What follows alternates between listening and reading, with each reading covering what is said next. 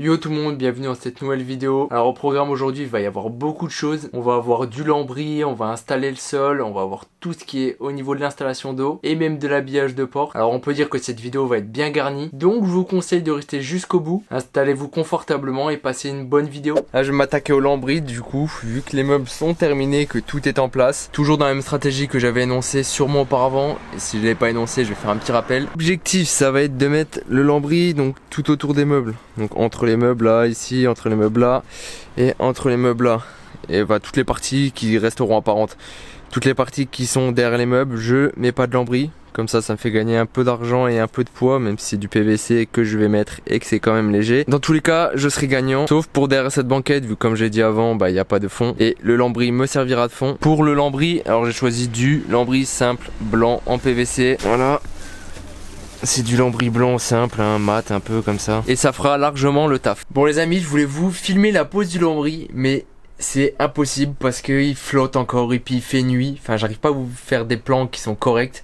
Donc je préfère ne pas filmer et puis vous montrer le résultat directement à la fin. Je vais vous montrer vite fait pourquoi je ne peux pas filmer et dans quelles conditions du coup je travaille.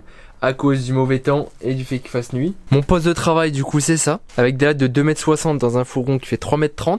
Pour les tournées etc c'est la misère. L'éclairage c'est pareil, je vois pas forcément bien. Et puis c'est le bordel hein, regardez ça. Enfin voilà, il n'y a pas besoin de discuter, ce que vous voyez suffit pour comprendre. Alors pour cette paroi vous ne verrez pas de timelapse ou même l'avancement. Je vous montrerai encore les résultats à la fin.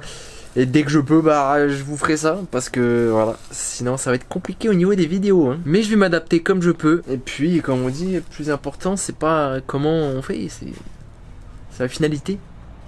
Allez moi j'y retourne parce qu'il est quand même 19 h. Et puis il faudra que j'aille manger après hein.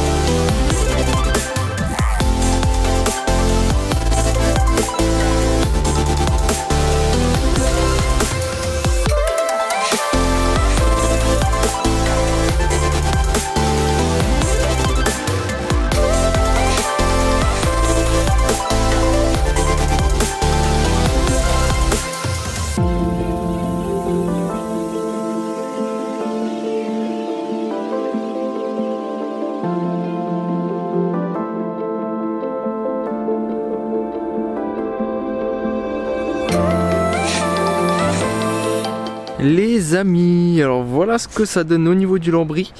Le résultat il est plutôt cool en fait hein. On va pas se le cacher. J'en ai aussi profité pour mettre les portes des meubles hauts. Là on se rend déjà compte que ça fait déjà un aspect fini. Et en vrai je suis méga content. Et ce que vous voyez ici en fait c'est un petit rappel du plafond tout simplement. Je voulais faire une sorte de crédence au niveau de la cuisine pour que ça ressorte un peu en fait. Et que ça soit un peu plus original que du simple lambris tout blanc. Là j'ai déjà commencé aussi à dépioter les portes. Donc ça je vais isoler et puis je vais mettre de l'habillage par dessus. Bon l'isolation je la filmerai pas parce que c'est pas important. Et après ça je vais faire les lecs. Et par contre pour les lecs je filmerai, j'essayerai de vous expliquer un maximum. Parce que je sais que certains ont besoin d'aide là-dessus. Et puis voilà, mine de rien les travaux avancent à grands pas. Hein, parce que franchement là on est presque à la fin du camion, on va pas se mentir. On me restera toutes les petites finitions etc etc. Mais voilà, donc on va pas baisser les bras tout de suite et on va retourner directement aux travaux. Let's go!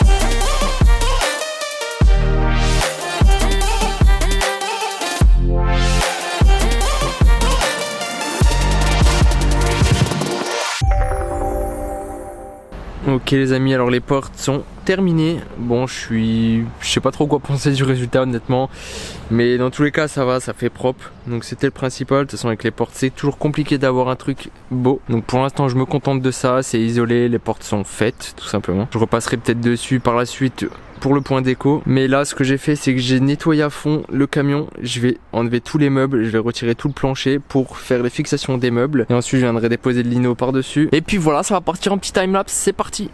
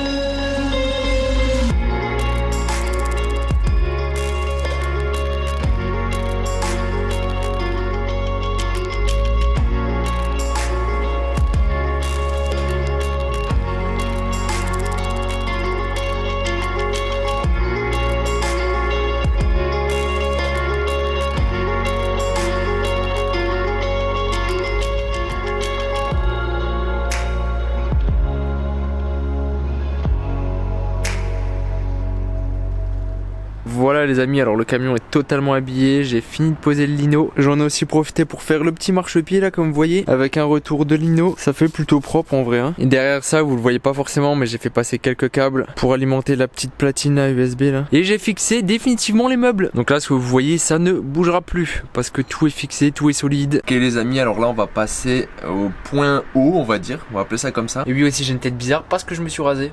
Ne me jugez pas. Donc je vais faire toute ma petite installation en eau avec mes raccords, avec mes bidons de flotte, avec mon évier, etc. etc. Je vais commencer déjà par installer mon évier parce que c'est pas du tout fixé, faire mes trous, vernir le plan de travail, installer le robinet, et après je viendrai faire tous mes petits raccords par en dessous. Donc ça va passer là-dedans. Là, tout en bas du meuble, j'ai mon gros réservoir d'eau propre et mon réservoir d'eau grise sera ici. Bon, il sera plus vers la droite, là, elle n'est pas encore installée. Bon, enfin, on va arrêter de discuter, on va commencer les travaux, je vais vous filmer tout ça. Et puis on fera un petit point à la fin, hein. C'est parti.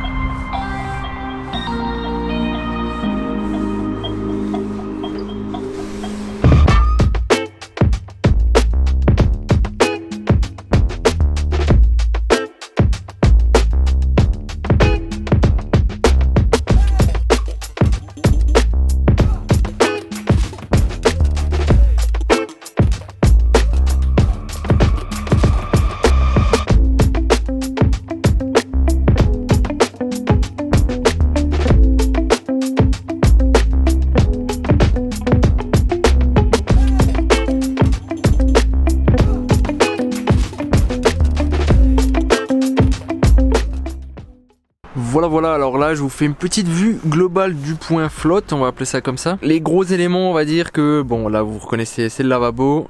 Ça c'est la grosse cuve d'eau propre. Ça c'est la cuve d'eau grise. La cuve d'eau propre elle fait 70 litres et la cuve d'eau sale elle fait 47 litres. J'ai fait un système qui est plutôt simple au niveau de la pompe. À l'intérieur du réservoir d'eau propre, une pompe immergée qui est branchée en 12 volts. Comme vous voyez, il y a le tuyau d'eau et le câble électrique pour faire passer les tuyaux d'eau et le câble électrique. Pour le tuyau d'eau, j'ai mis un simple passe-cloison avec une petite couche de mastic par dessus, on sait jamais, qui lui est raccordé à un filtre et le filtre est raccordé à un clapet anti-retour. Et du clapet anti-retour, hop, on monte tout simplement sur mon lavabo en haut et du coup bah la flotte elle vient s'écouler dans le robinet.